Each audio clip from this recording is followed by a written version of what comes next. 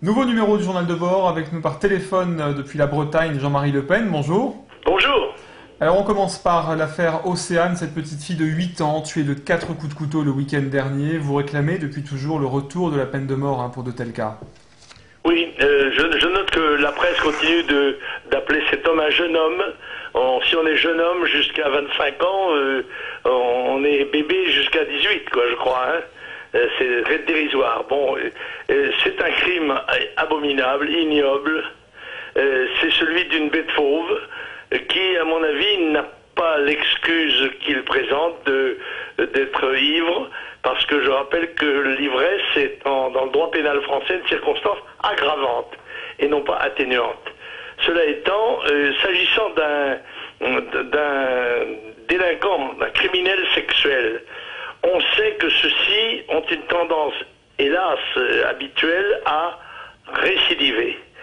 On peut prévoir que ce monsieur sera condamné à perpétuité avec 22 ans de sûreté, ce qui veut dire qu'il sortira au bout de 15 ans. Bon, c'est-à-dire qu'il aura à ce moment-là 40 ans et tout à fait la force et la capacité de recommencer, surtout s'il sait boire un coup ou se droguer avant.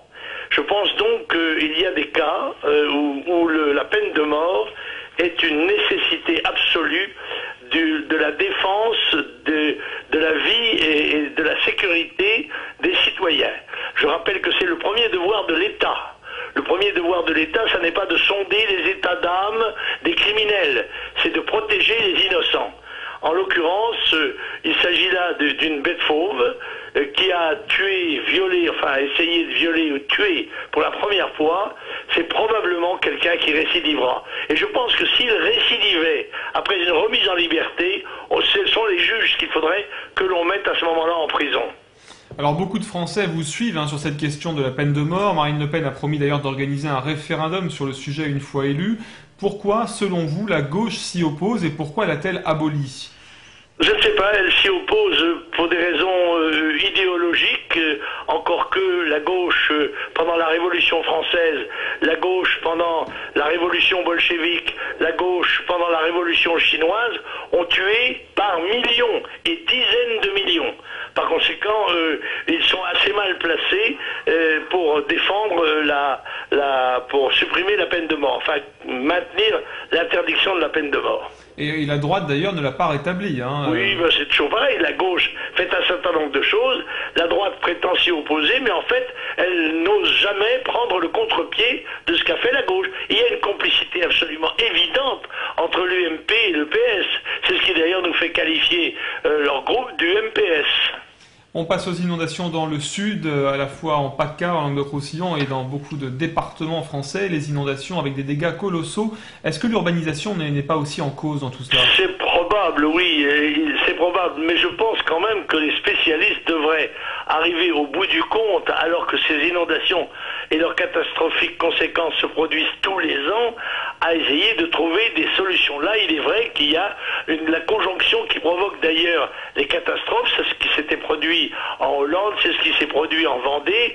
C'est une grande marée, en tous les cas, les vagues qui sont poussées par le vent du sud, là en l'occurrence, et qui empêchent en quelque sorte l'eau de s'écouler dans la mer. Et alors les pluies aidant, l'eau monte et il y a inondation. Et il faut faire quelque chose parce que les dégâts sont trop importants pour que l'on considère cela comme un avatar habituel. Alors, de nouvelles mesures dites d'austérité vont être imposées en France. La hausse de la TVA de 5,5 à 7%, des coupes dans les dépenses de santé une nouvelle fois. Est-ce que pour vous, ce sont les dernières mesures d'austérité ou c'est que le début ? Bien sûr que non, puisque le président de la République et les représentants de la majorité déclarent qu'on reporte le serrage de ceinture après les élections. Autrement dit, on ne veut pas faire les Français juges de la politique de rigueur. C'est réservé pour après les élections, sous-entendu, après que vous aurez réélu M. Sarkozy, qui est quand même le responsable, ne serait-ce que pendant son septennat, de 500 milliards. 500 milliards de déficit supplémentaires, sans compter ce dont il était complice quand il était ministre ministre du gouvernement précédent de Chirac.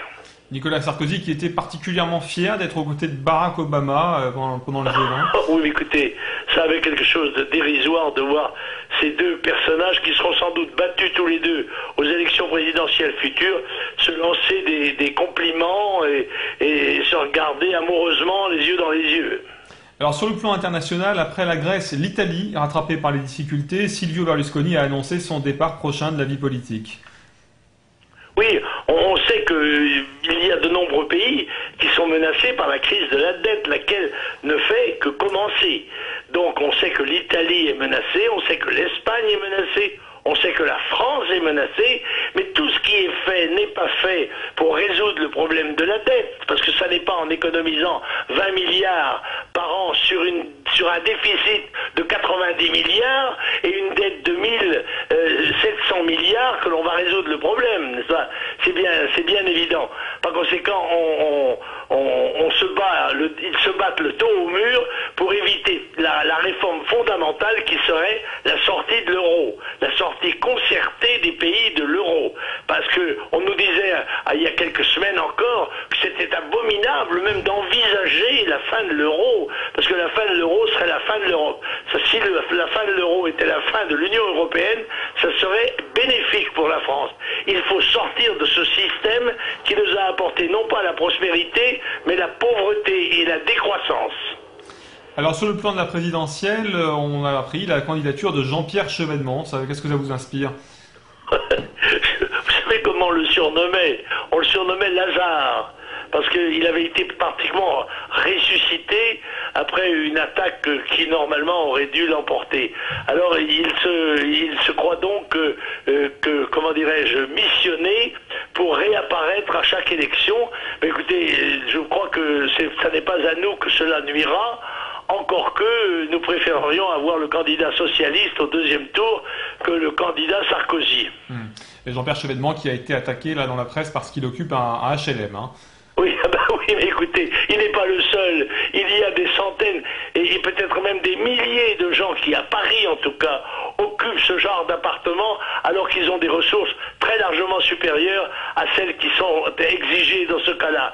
C'est le copinage, mais qui se perpétue de gouvernement en gouvernement, et dans ce domaine-là, la droite a largement autant de responsabilités que la gauche. Il avait traité publiquement les électeurs du Front National de fils de pute et avait maintenu ses propos. Une procédure a été lancée par le Front National et par plus de 200 personnes contre Mathieu Madénian devant le tribunal correctionnel de Paris pour injure publique. Hein. Vous la soutenez évidemment. Oui, bien sûr, parce que je crois qu'il ne faut pas qu'un certain nombre de journalistes se croient autorisés à nous insulter et à insulter ce qu'ils considèrent comme les plus faibles. C'est ainsi d'ailleurs, c'est vrai aussi sur le plan religieux, on insulte les chrétiens, on barbouille le visage du Christ avec des excréments, mais ces gens qui font cela ne se permettraient pas de faire cela pour Allah ou pour d'autres religions, n'est-ce pas? C'est donc, il y a là une volonté de destruction, d'abaissement de la religion majoritaire des Français, et il y a une nécessité de réagir. On ne se laisse pas faire, on ne se laisse pas insulter par de tout petits bonshommes simplement parce qu'ils ont un micro entre les mains. Alors, un secrétaire départemental du Front National, un ami, est décédé récemment, Jean-Marie Dieu-Langard. Ah oui, Jean-Marie Dieu-Langard, c'était un ami, un camarade de vieille date, responsable en Vendée, et dont le décès certainement sera ressenti par ses amis comme une perte cruelle, ainsi que sa famille, à laquelle bien sûr je présente mes condoléances. Je serai cet après-midi d'ailleurs aussi à la Trinité aux obsèques de Madame de Kersauzon, qui est la maman d'Olivier de Kersauzon, qui est morte à l'âge de 100 ans. D'accord. Et vous êtes effectivement actif aussi en Bretagne, puisque vous serez samedi en Ille-et-Vilaine pour une conférence. Oui, absolument. Je dois dire que je suis un peu surpris que ce soit en Ille-et-Vilaine, parce que j'avais prévu que ce soit dans le Morbihan que se fasse ce déjeuner, ce qui veut dire que je serai obligé d'y revenir, bien sûr. Mais revenir dans mon pays d'origine, ça n'est pas très désagréable, il faut bien le dire. Bien sûr. Donc on souligne évidemment que ce sera donc ce samedi au restaurant Le Relais du Val-Blanc à Verne-sur-Sèche, donc à 12h30, un déjeuner suivi d'un discours de Jean-Marie Le Pen. C'est ça, merci. Vous n'avez pas évoqué le voyage de Marine aux États-Unis. ce qui est plus remarquable encore, c'est le traitement absolument scandaleux qui a été celui de la presse, et l'attitude agressive et tout à fait inacceptable de la part des journalistes français qui étaient chargés de suivre ce voyage. D'ailleurs, une émission de télévision à laquelle j'ai pu assister, qui mettait en scène des journalistes qui critiquaient très sévèrement l'attitude de leurs confrères. Il y a là quelque chose de scandaleux, mais c'est toujours pareil. C'est quand il s'agit des faibles ou de ceux dont on craint la victoire, bien évidemment. Oui, l'émission à laquelle vous faites référence, c'est Média le Mag, hein, c'était diffusé sur France 5 et on peut la retrouver bien sûr sur Internet. On se retrouve quant à nous la semaine prochaine, Jean-Marie Le Pen. Ah ben à bientôt, et je vous souhaite somme toute de bonnes vacances de 11 novembre. Merci beaucoup et à vous aussi. Au revoir. Au revoir.